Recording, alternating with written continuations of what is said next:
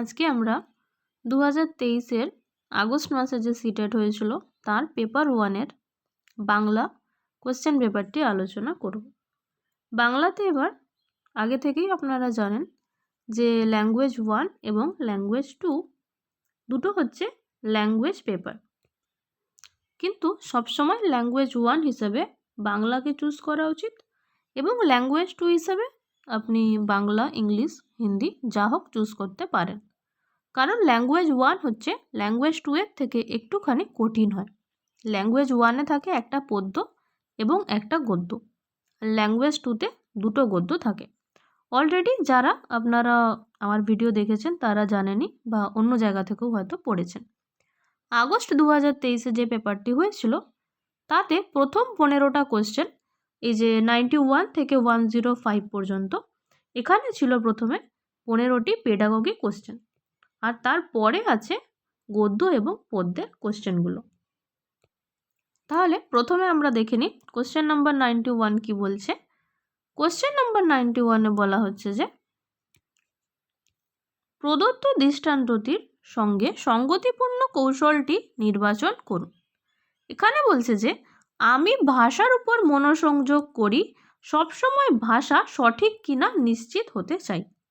তাহলে এটা কোন সঙ্গতিপূর্ণ স্ট্র্যাটেজি? একাধিক ভাষা অবলম্বন, মুখস্থ করা, পুনর্গঠন নাকি আত্মপরিচালন? আমরা প্রথমেই জানি যে মুখস্থকরণ হচ্ছে একটা নেগেটিভ ওয়ার্ড, তাহলে এটা আনসার কখনোই হবে না। সে কি বলছে? সবসময় ভাষা সঠিক কিনা নিশ্চিত হতে চাই, আমি ভাষার উপর মনোসংযোগ করি, তার মানে সে কি করছে? নিজেকে সেলফ মনিটরিং করছে। তাহলে এর আনসার হলো অপশন নাম্বার 4, সেলফ মনিটরিং।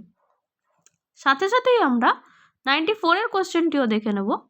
শিক্ষিকা যখন একটি কার্ডের উপর একটি শব্দ অথবা শব্দগুচ্ছ লিখে আমাকে দেন আর আমাকে সেটা অভিনয় করে দেখাতে হয়, আর ক্লাসের বাকি পড়ুয়ারা সেই শব্দটি অনুমান করার চেষ্টা করে, আমার খুব ভালো লাগে। তাহলে শিক্ষার্থীদের নিম্ন প্রদত্ত পছন্দের তালিকার মধ্যে উল্লিখিত শিক্ষার্থীর মন্তব্যটি চিহ্নিত করুন। তাহলে কোশ্চেনটাতে কি বলছে? একটা কার্ডের উপর সে যে টিচার সে একটা শব্দ লিখে দিচ্ছে বা শব্দগুচ্ছ, যেরকম এই খেলাটা আমি আমার স্কুলেও ক্লাস 7, 8 এইগুলো খেলাই, যে ধরুন একটা বাঘ লিখে দেওয়া হলো, সে বাঘের মতো অ্যাক্টিং করছে, টিয়া পাখি লিখে দেওয়া হলো, সে সেটার মতো অ্যাক্টিং করে দেখাচ্ছে। তাহলে সেই জিনিসটা কি? তাহলে এখানে কি বলছে? শিক্ষার্থীর মন্তব্যটা তাহলে কি হতে পারে? শারীরিকভাবে যুক্ত হলে আমি ভাষাটা ভালোভাবে বুঝতে পারি, দেখতে পেলে ভালো করে বুঝতে পারি, শুনতে পেলে ভালো করে বুঝতে পারি, কার্ডে লিখিত শব্দগুচ্ছ মুখস্থ করলে আমি ভাষাটা ভালোভাবে বুঝতে পারি। তাহলে এর অপশানটা কি হবে? এখানে কি করা হচ্ছে? অভিনয় করে দেখানো হচ্ছে। তাহলে অভিনয় মানে কি? সে তো দেখতে পাচ্ছে, সেটা ঠিক, কিন্তু সে শুনতে এখানে পাচ্ছে না, আর কার্ডে যে লেখা আছে সেটাও কিন্তু সে দেখতে পাচ্ছে না। তাহলে দুটোর মধ্যে কোন অপশানটা মনে হচ্ছে অভিনয়ের সাথে কোনটা যুক্ত? শুধু কি সে দেখতে পাচ্ছে নাকি শারীরিকভাবে যুক্ত হচ্ছে? যে একটা বাঁদরের লেজ আছে, বাঁদরটা কিভাবে ডাকছে বা কীরকম অঙ্গভঙ্গি করে, এভাবে আমরা অভিনয়ের মাধ্যমে শিখি। তাহলে 94-এর উত্তর হচ্ছে অপশন নাম্বার 1, শারীরিকভাবে যুক্ত হলে সে ভাষাটাকে আরও ভালো করে বুঝতে পারছে। নেক্সট কোশ্চেন আমরা দেখব। নেক্সট কোশ্চেনে বলা হচ্ছে দ্বিতীয় শ্রেণীর পড়ুয়ারা গান গাইছে, মাথা আর কাঁধ দুই, হাঁটু আর পায়ের আঙুল ছুঁই। গাইবার সঙ্গে সঙ্গে তারা তাদের উল্লিখিত অঙ্গ প্রত্যঙ্গগুলিকে ঠিক মতে ছুঁয়ে ছুঁয়ে যাচ্ছে। কি কি আছে? মাথা আছে, কাঁধ আছে, হাঁটু আছে, পায়ের আঙুল আছে। তাহলে শিক্ষক এখানে কোন পদ্ধতির আশ্রয় নিচ্ছেন? সারগ্রাহী, শ্রুতি ভাষাগত, যোগাযোগমূলক নাকি সমগ্র শারীরিক প্রতিক্রিয়া? এটা আপনারা সবাই জানেন। তারা কি করছে? কাঁধ ছুঁচ্ছে, কবিতাটা বলছে, আবার বলার সাথে সাথে পায়ের আঙুল ছুঁচ্ছে। তাহলে এখানে কি হচ্ছে? এখানে সমগ্র শারীরিক প্রতিক্রিয়া, অপশন নাম্বার 4। নেক্সট কোশ্চেন আমরা দেখব 95। এখানে মন্তব্য করা হচ্ছে স্কুলে ভর্তি হওয়া সব শিশুই তাদের সমবয়সীদের মধ্যে ভাষা ব্যবহারে সক্ষম, আর তার কারণ হিসাবে কি বলা হচ্ছে? ভাষা ও সংস্কৃতিগত বৈচিত্র্যের কারণে তারা তাদের সামর্থ্য প্রদর্শনে অক্ষম। অপশানগুলো দেখুন, অ্যাজারশন এবং রিজনিংয়ের সবসময় অপশান এগুলোই থাকে যে দুটোই ঠিক বা এ ভুল আর ঠিক, আর যেখানে দুটোই ঠিক তাহলে এ হচ্ছে সঠিক ব্যাখ্যা আর এর আর এ এবং আর দুটোই ঠিক, কিন্তু এর সঠিক ব্যাখ্যা আর নয়, আর হচ্ছে এ ঠিক কিন্তু আর হচ্ছে ভুল। তাহলে এর মধ্যে কোনটা? তার জন্য একবার ভালো করে দেখুন, এতে কি বলা হচ্ছে, স্কুলে ভর্তি হওয়া সব শিশুই তাদের সমবয়সীদের মধ্যে ভাষা ব্যবহারে সক্ষম। হ্যাঁ, এটা ঠিক কথা।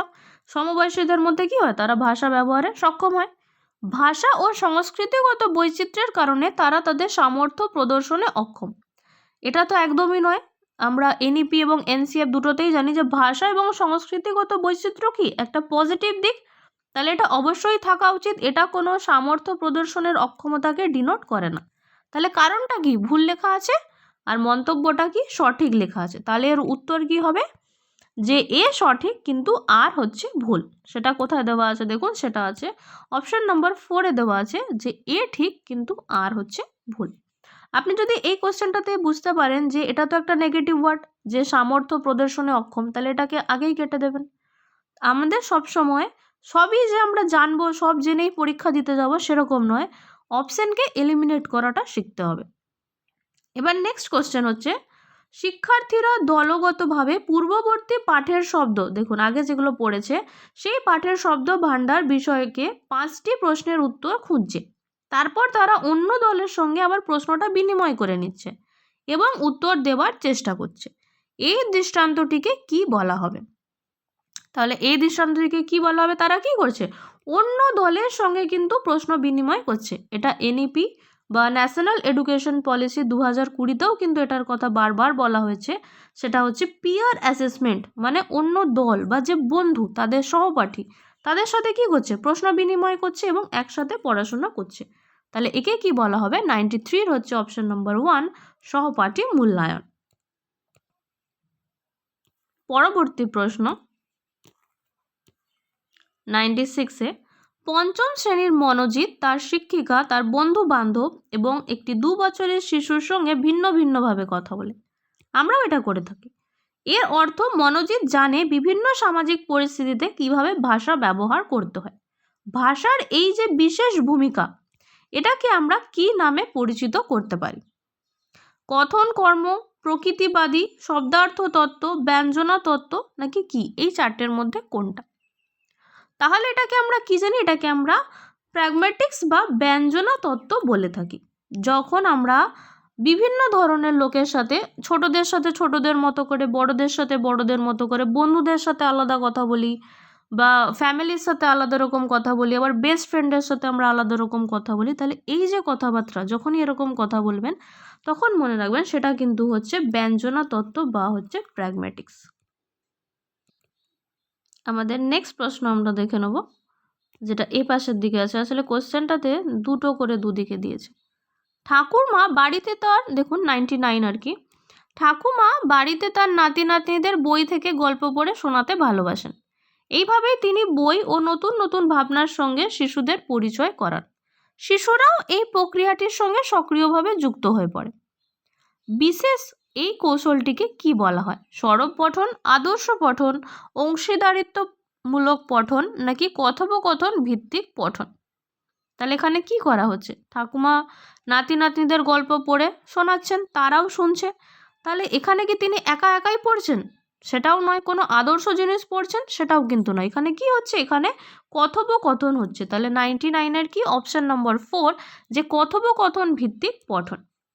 তারপরের কোশ্চেন আমরা দেখব 97, যেমন এদিকে আছে, একজন মা লক্ষ্য করলেন যে তার শিশু সন্তানটি মাঝে মধ্যেই এমন সব কথা বলছে যা পরিবারের বড়দের বা অন্য সন্তানদের মুখে কিন্তু শোনেননি। এতে তিনি বিমূঢ় বোধ করেন, কারণ তার বিশ্বাস কোনো শিশু তার পরিবার বা ঘনিষ্ঠজনদের অনুকরণ করেই কথা বলতে শেখে। তাহলে নিচের কোনটির মধ্যে তার এই বিশ্বাসের প্রতিফলন দেখা যাচ্ছে? তাহলে এখানে সে কি করছে, সে তাদের বাড়িতে যে কথাবার্তা হচ্ছে সেগুলো ছাড়াও কিন্তু আরও অন্যান্য কথা বলছে। তাহলে নিচের কোনটির মধ্যে তার এই বিশ্বাসের প্রতিফলন দেখা যায়? মানে শিশুটির মা যে কথাটা বলছে সেই পরিপ্রেক্ষিতে বলা হচ্ছে। মাল্টিলিঙ্গুয়ালিজম নয়, বা হচ্ছে সহজ উৎপন্ন জ্ঞানবাদ, সেটাও কিন্তু না। এখানে তার বিহেভিয়ারিজম মানে আচরণের কথা বলা হচ্ছে, আচরণবাদ সম্পর্কে। দেখবেন আমি বাংলা পেডাগগির প্রত্যেকটা টপিক অনুযায়ী কিন্তু ভিডিও দিয়েছি, সেখানে কিন্তু কনস্ট্রাকটিভিজম, বিহেভিয়ারিজম বা মাল্টিলিঙ্গুয়ালিজম প্রত্যেকটা সম্পর্কে ডিটেলস ভিডিও আছে, ওখানেও পিওয়াইকিউ আছে। তো আপনারা চাইলে সেটা দেখতে পারেন। আর আমি অনেক দিন ভিডিও দিইনি, সিডিপির বিশেষ করে কিছুই দেওয়া হয়নি। যখন সিডিপিও আমরা পড়বো তখনও কিন্তু এই যে 4-5টা জিনিস আছে এগুলো কিন্তু আমরা আবার সিডিপিতেও পড়বো, বেঙ্গলি পেডাগোগিতেও পড়বো, আবার সিডিপিতেও পড়বো। তাহলে এটা কত নম্বর কোশ্চেন ছিল? এর অপশান হচ্ছে কি অপশান নাম্বার 3, আচরণবাদ। পরের কোশ্চেনটা আমরা দেখব, যেটা এ পাশের দিকে ছিল 100 নম্বরে। পঠন শেখানোর ক্ষেত্রে প্রথমেই বর্ণ ও স্বনিমের মতো বুনিয়াদি উপাদানগুলির সঙ্গে পরিচয় ঘটিয়ে তারপর কিভাবে স্বনিমগুলির সমন্বয় শব্দ গঠন করা হয় শেখানোর পর সমগ্র পাঠটিকে পড়ার দিকে অগ্রসর করা হয়। দেখুন আমরা কি করছি, আস্তে আস্তে উপরের দিকে যাচ্ছি। প্রথমে বর্ণ ও স্বনিম, এই যে বুনিয়াদি বলছে, বুনিয়াদি মানে কি প্রাইমারি স্টেজ। তারপর আমরা কোথায় যাচ্ছি, স্বনিমের সমন্বয়ে যাচ্ছি। তারপরে কোথায় যাচ্ছি, শব্দ। সেখান থেকে কোথায় যাচ্ছি, সমগ্র পাঠ। মানে আমরা একটা একটা স্টেপ করে কোথায় দিকে যাচ্ছি, উপরের দিকে যাচ্ছি। তাহলে এটাকে আমরা কি বলি, এটা আমরা সবাই জানি। এর অপশনটা আপনারা আগে নিজেরা বলুন। দেখুন উত্তরটা কি হবে, উত্তরটা হবে অপশন নাম্বার 3, বটম আপ পদ্ধতি। বটম আপ, টপ ডাউন, এখান থেকে প্রতিবারই কোশ্চেন আসে, প্রতিবারই আসে। নেক্সট কোশ্চেন আমরা যাচ্ছি, আমরা 101টা আগে দেখে নিচ্ছি। এখানেও আবার অ্যাজারশন এবং রিজনিং আছে। এখানে বলা হচ্ছে যে মন্তব্যে কি বলা হচ্ছে, ধ্বনি উচ্চারণ ভিত্তিক বানান, শুদ্ধ বানান শিখনের সামর্থ্যকে মন্থর বা বিলম্বিত করে, মানে ধীর গতিতে করে দেয়। আর কি বলা হচ্ছে, এটা কিন্তু ভুল, ফার্স্টেরটা কিন্তু একদমই ভুল, যে ধ্বনির যে উচ্চারণ সেটা শুদ্ধ ভাষা শিখনের যে সামর্থ্য তাকে কিন্তু আরও ভালো করে দেয়। তাহলে আমরা প্রথমেই বুঝতে পারছি যে এই জিনিসটা কিন্তু এখানে ভুল দিয়েছে। পরেরটা কি বলছে, শিশু যখন প্রথাগত বানান ব্যবহারের বদলে তাদের আবিষ্কৃত বানানকে ব্যবহার করে তখন তা তাদের শুদ্ধ বানান শিখনের সামর্থ্যকে মন্থর বা বিলম্বিত করে না। একদমই ঠিক, কেন আমরা জানি মানুষ ভুল করতে করতেই কিন্তু শিখবে। তাহলে এখানে কি লেখা আছে, যে শিশু প্রথাগত বানান ব্যবহারের বদলে তারা কি করছে, নিজের আবিষ্কৃত বানান, সে যেই বানানটা জানে সেটা ব্যবহার করছে, তখন তাদের শুদ্ধ বানান শিখনের সামর্থ্যকে মন্থর বা বিলম্বিত করে না। একদমই করে না। আমি একটা বানান ভুল লিখলাম, টিচারের কাছে গেলাম, সে কি করবে, সেটাকে শুধরে দেবে।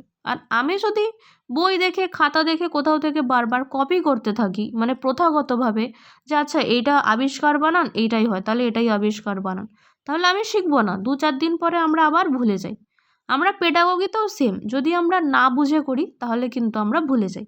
এখন আমরা পিওয়াইকিউ করছি, সেজন্য আমি ডিটেলসে বোঝাচ্ছি না, জাস্ট কোশ্চেন আনসার আলোচনা করছি। তাহলে এখানে আমরা কি পেলাম, যে এর অ্যাজারশনটা হচ্ছে ঠিক, এবং রিজনিং যেটা কারণ, এটা হচ্ছে ভুল মন্তব্য যেটা ছিল, আর কারণটা হচ্ছে ঠিক। তাহলে এটা কোন নাম্বার অপশানে আছে আমরা দেখে নেব।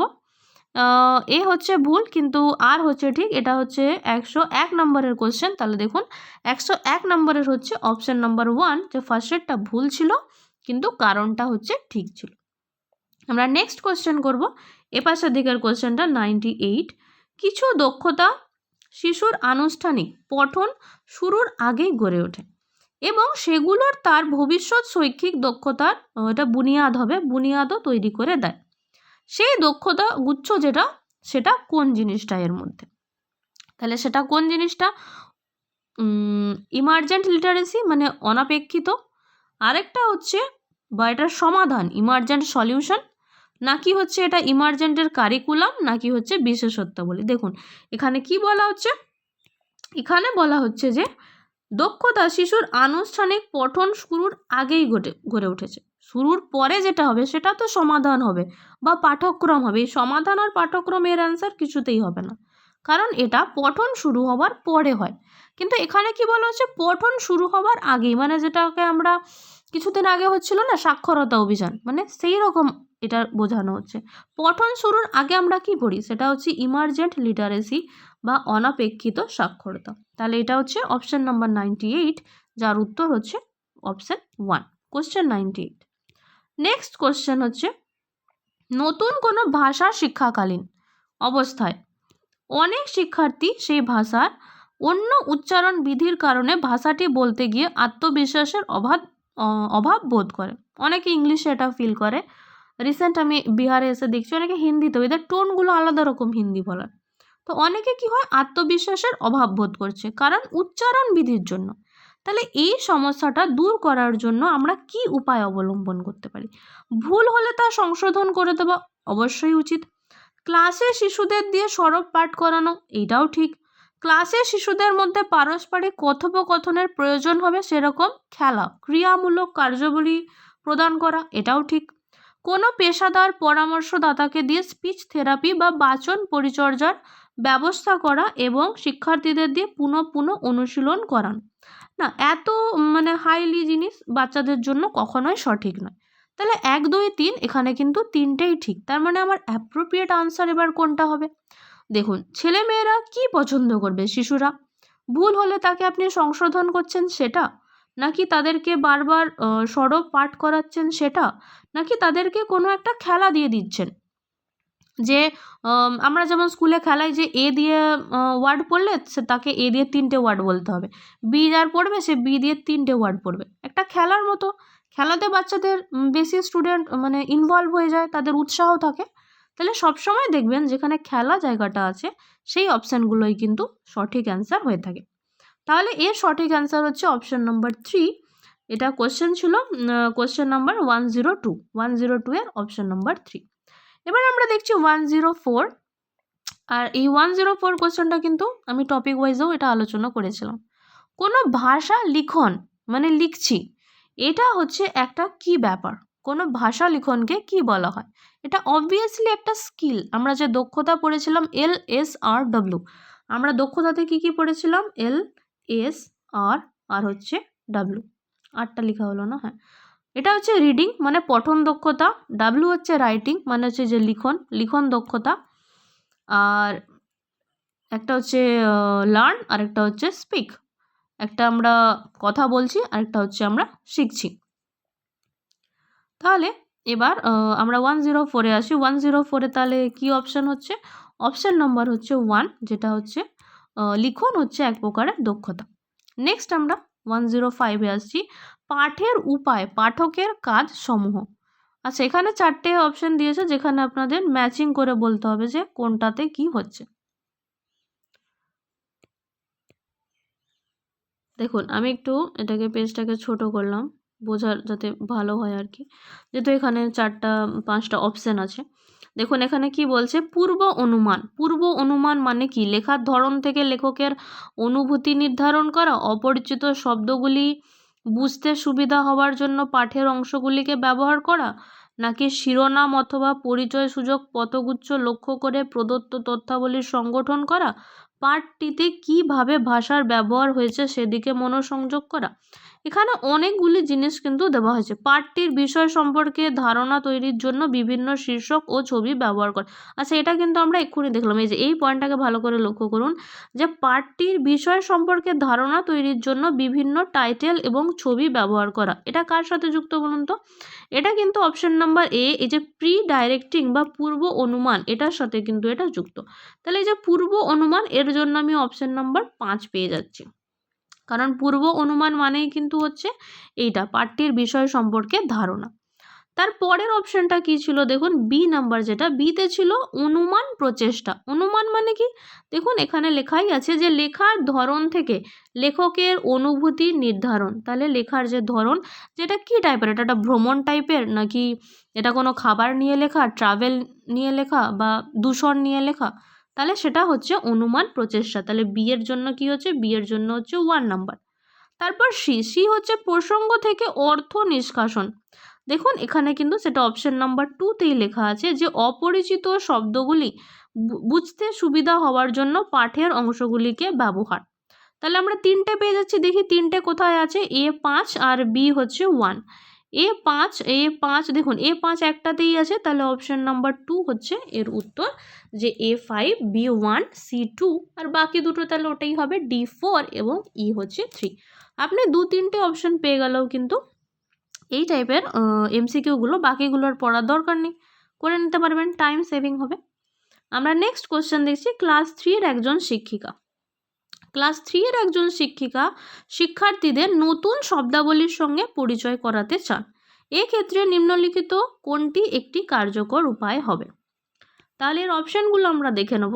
ফার্স্ট অপশান বলছে যে শিক্ষিকার উচিত ব্ল্যাকবোর্ডের শব্দগুলির অর্থ লিখে দেওয়া এবং শিক্ষার্থীদের সেগুলি মুখস্থ করতে বলা। আপনারা জানেনই যে মুখস্থ হচ্ছে একটা নেগেটিভ ওয়ার্ড। আমি আরেকটা ভিডিও করব যে কোনগুলো পজিটিভ ওয়ার্ড আর কোনগুলো হচ্ছে নেগেটিভ ওয়ার্ড তার উপরে। নেক্সট হচ্ছে 2 নাম্বার, শিক্ষিকার উচিত শিক্ষার্থীদের সেই সব শব্দের বিপরীতার্থক শব্দ জানানো এবং তাদের ভাষাতেই সেগুলির অর্থ বলে দেওয়া। এটা ঠিক আছে, কিন্তু একটু জটিল মনে হলো অপশনটা। সবসময় 1 to 5 শিশুদের জন্য ভাববেন, যেহেতু পেপার 1 দিচ্ছেন। থার্ড নম্বর হচ্ছে শিক্ষিকার উচিত শব্দগুলির সংক্ষিপ্ত সংজ্ঞা প্রদান করা। সংজ্ঞা তো একদমই প্রদান করা উচিত না, এইটা একটুখানি ঠিক ছিল, অপশন নাম্বার 2। অপশন নাম্বার 4 বলছে শিক্ষিকার উচিত নির্দিষ্ট প্রয়োগ পরিস্থিতিতে, একটা পজিটিভ ওয়ার্ড হচ্ছে অ্যাপ্লাই, প্রয়োগ, বাস্তব জীবনের সাথে প্রয়োগ। এটাও এনইপি 2020 যেটা, তাতে লেখা আছে যে বর্তমান জীবনের সাথে উপযোগী করে তোলা। যেমন আবিষ্কার কথাটা যদি কেউ না জানতো, তাকে বিভিন্ন বিজ্ঞানীর আগুন আবিষ্কার এটা সম্পর্কে বলতে পারতেন। বাংলা ইংলিশে অনেক কঠিন কঠিন শব্দ আছে যেগুলো আমরা আমাদের বাস্তবিক জীবনে, দৈনন্দিন জীবনে ব্যবহার করে থাকি, তার সাথে রিলেট করে বলা। তাহলে সবথেকে বেস্ট অ্যান্সার কি হবে? শিক্ষিকার উচিত নির্দিষ্ট প্রয়োগ পরিস্থিতি রেখে শব্দগুলির অর্থকে ব্যাখ্যা করা। আমরা নেক্সট কোয়েশ্চেন দেখব। নেক্সট আচ্ছা 15টা কোয়েশ্চেন কমপ্লিট, খুব ইজি ছিল কোয়েশ্চেনগুলো মোটামুটি। নেক্সট 106 থেকে 114 এখানে হচ্ছে কি থাকবে? এখানে হচ্ছে গদ্য থেকে একটি কোয়েশ্চেন, মানে অনেকগুলোই আর কি, 15টা কোয়েশ্চেন থাকে গদ্য এবং পদ্য থেকে। তাহলে গদ্যটা আগে আমাদেরকে পড়তে হবে। বর্তমানে জীবনে 2টি পর্ব। প্রথম হলো ছাত্রাবস্থা, যার সঙ্গে সেদিনের ব্রহ্মচর্য আশ্রমের তুলনা করা যায়। আর দ্বিতীয় পর্ব হলো সংসার বা কর্মজীবন, যেটার ব্যাপ্তি জীবনের শেষ দিন পর্যন্ত। সেকালের শেষে 2টি আশ্রম, বানপ্রস্থ এবং জ্যোতি, এখন বিলুপ্ত, মানে যেটাকে আমরা বানপ্রস্থ এবং সন্ন্যাস বলে থাকতাম, সেটাকে এখানে জ্যোতি বলছে। আজকাল অতি শৈশবে পাঠ্যক্রম শুরু হয় এবং স্কুল কলেজ পেরিয়ে স্নাতক পর্যায়ে পৌঁছতে অন্তত 15 বছর শিক্ষা গ্রহণ করতে হয়। সেই প্রাচীনকালে বালক যখন নিজেই চলাফেরা করতে এবং নিজের দৈনন্দিন প্রয়োজনের কাজ নিজেই করতে পারত, তখন তাকে ব্রহ্মচর্য আশ্রমে প্রবেশ করতে হতো। পিতামাতার সান্নিধ্য ছেড়ে তাকে গুরুগৃহে যেতে হতো শিক্ষা লাভের জন্য। প্রায় গুরুগৃহ হতো লোকালয় থেকে দূর, বন প্রান্তে। গুরু এবং গুরুপত্নীর স্নেহে সে লালিত হতো। শিক্ষার্থী ব্রহ্মচারী গুরুদেবের পরিবারেরই একজন হয়ে যেতেন। আচার্য, আচার্যানী এবং শিষ্যরা সবাই একসঙ্গে অভাব প্রাচুর্য, দুঃখ আর সুখ সমভাবে বরণ করতেন। শুধু শিক্ষার্থীর পঠন পাঠন নয়, তার ভরণ পোষণের দায়িত্ব গুরুই গ্রহণ করতেন। শিক্ষার্থীকে কোনো অর্থ দিতে হতো না। একটা প্রথা ছিল, দিনের কোনো এক সময়ে প্রত্যেক শিক্ষার্থী ঝুলি নিয়ে ভিক্ষা সংগ্রহে বের হতেন। দেখুন, ভিক্ষা সংগ্রহ প্রত্যেকটা ধর্মেই বলা হয়েছে, এটা নমনীয়তাকে বোঝায়, অহংকারের অপোজিট, যেন মানুষের মধ্যে অহংকার না থাকে সেই জন্য। গ্রামবাসীরা সানন্দে প্রচুর ভিক্ষা দিত। ভিক্ষা করে যা পাওয়া যেত সেটা গুরুপত্নীর ভাণ্ডারে সঞ্চিত হতো। তাছাড়া বিত্তবানেরা এবং প্রাক্তন শিক্ষার্থীরাও গুরুর আশ্রমে সাহায্য পাঠাতেন। সবাই এই দানকে পুণ্যকর্ম বলে মনে করতেন। তা থেকেই গুরুগৃহের সরল জীবনযাত্রা চলে যেত। গুরু পরিবারের একজন বলে তখন তাকে অন্তেবাসী বলা হতো। এবার আমরা আসবো কোশ্চেনগুলোতে কি লেখা আছে। গদ্যাংশটিতে প্রাচীন যুগের কয়টি আশ্রমের নাম উল্লেখ করা হয়েছে? এমনিতেও আমরা এখানে জানি কটি আশ্রমের কথা কিন্তু এখানে বলা হয়েছে। একটা হচ্ছে ব্রহ্মচর্য, বানপ্রস্থ এবং হচ্ছে জ্যোতি।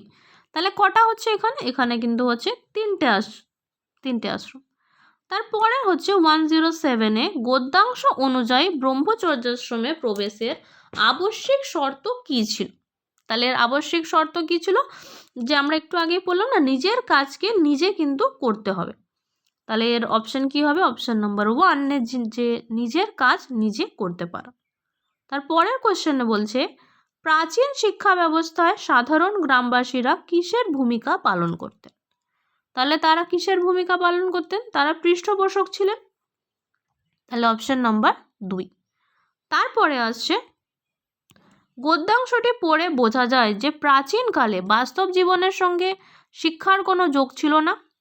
একদমই যোগ ছিল, তাহলে এটা ভুল। নিঃসঙ্গ জীবনযাপন প্রণালীও শিক্ষার অন্তর্গত ছিল। না, নিঃসঙ্গ কখনোই ছিল না, সবাই মিলে একসাথে থাকতো। সমষ্টিগত জীবনযাপন প্রণালীও শিক্ষার অন্তর্গত ছিল। হ্যাঁ। আনন্দের সঙ্গে শিক্ষার কোনো যোগাযোগ ছিল না। অবশ্যই যোগাযোগ ছিল।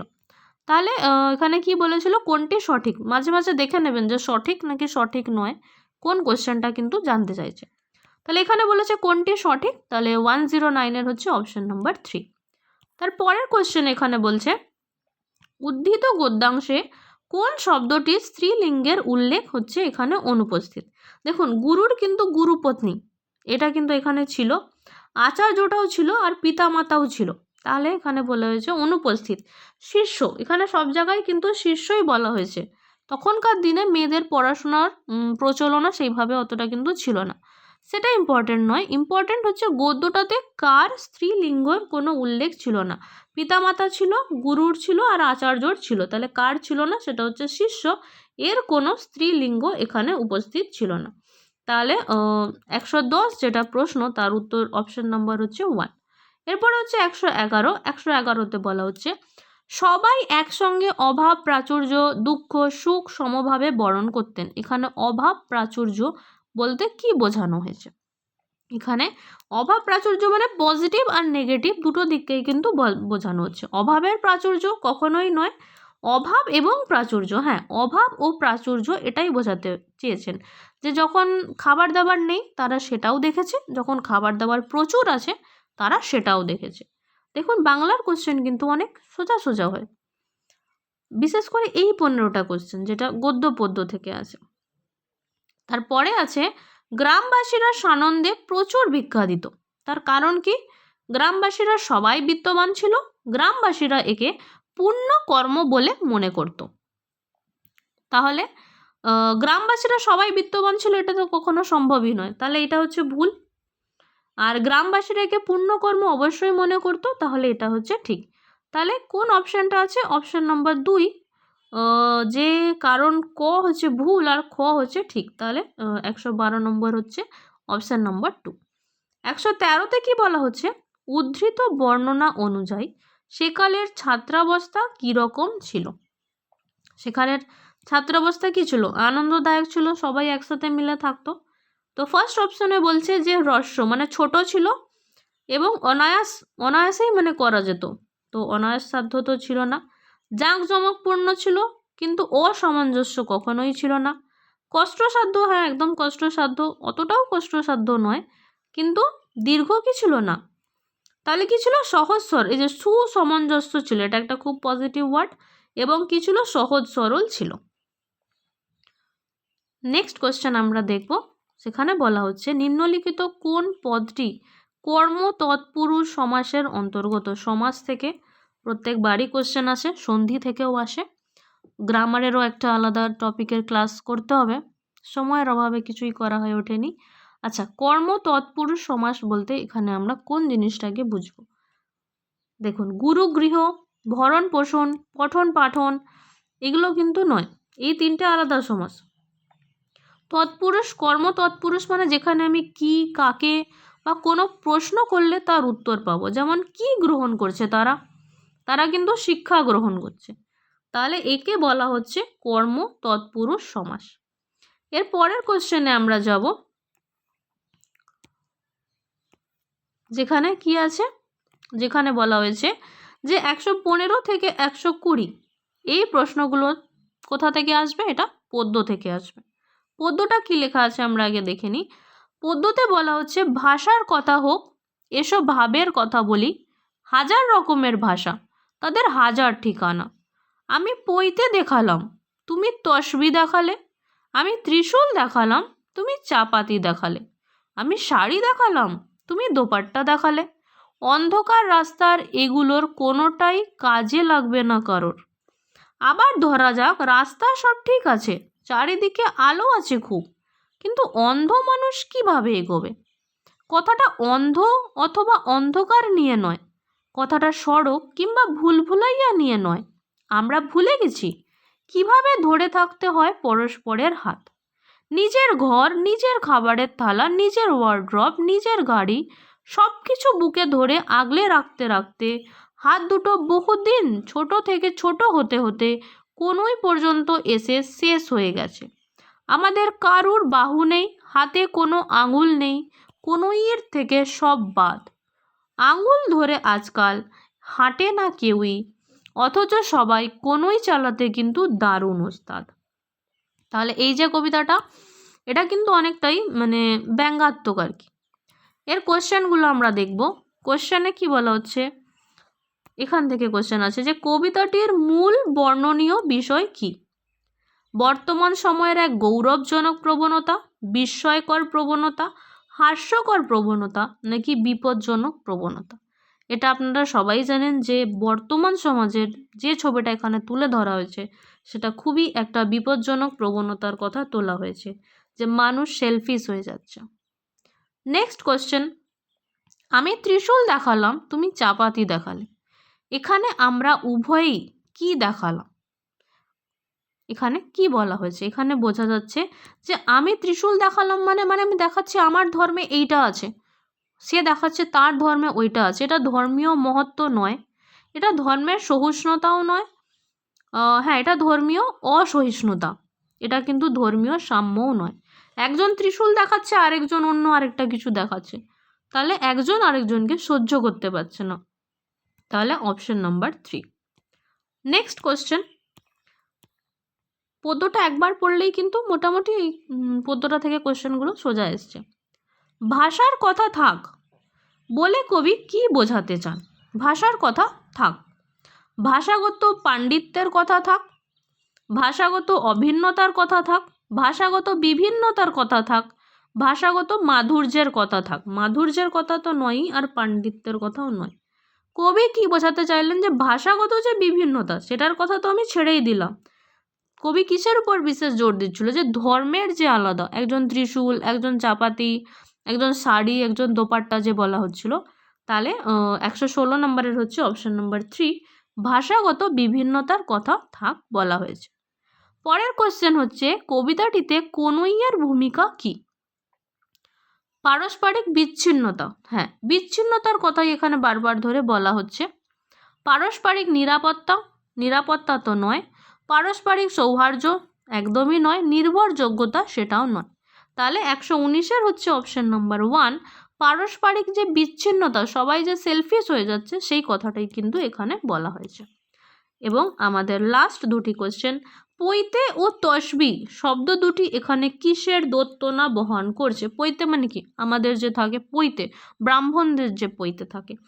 আর তসবি কাদের থাকে? আমি বলছি না, অন্য কাস্টের থাকে, যে কোনো কাস্টেই হোক। এখানে কি বোঝানো হচ্ছে? যে ধর্মের একটা পার্থক্যকে বোঝানো হচ্ছে। এখানে কোনো ঐক্যের কথা বলা হয়নি, কোনো পবিত্রতার কথাও বলা হয়নি। এখানে ক্লিয়ারলি একটা পার্থক্যের কথা বলা হয়েছে, যে দুটো ধর্মের আলাদা আলাদা দিক। ভুল ভুলাইয়া আপনারা তো নিশ্চয়ই মুভিও দেখেছেন, পার্ট 1 পার্ট 2ও চলে এসছে, তো বা হয়তো 3, আমি ঠিক জানি না। তো ভুল ভুলাইয়ার অর্থ মানে আমরা কি জানি? ভুল ভুলাইয়ার অর্থ হলো গোলক ধাম তো নয়, এটা তো যেখানে রাধাকৃষ্ণ থাকেন আর কি। ভুল পথও নয়, কাঁচা রাস্তাও নয়।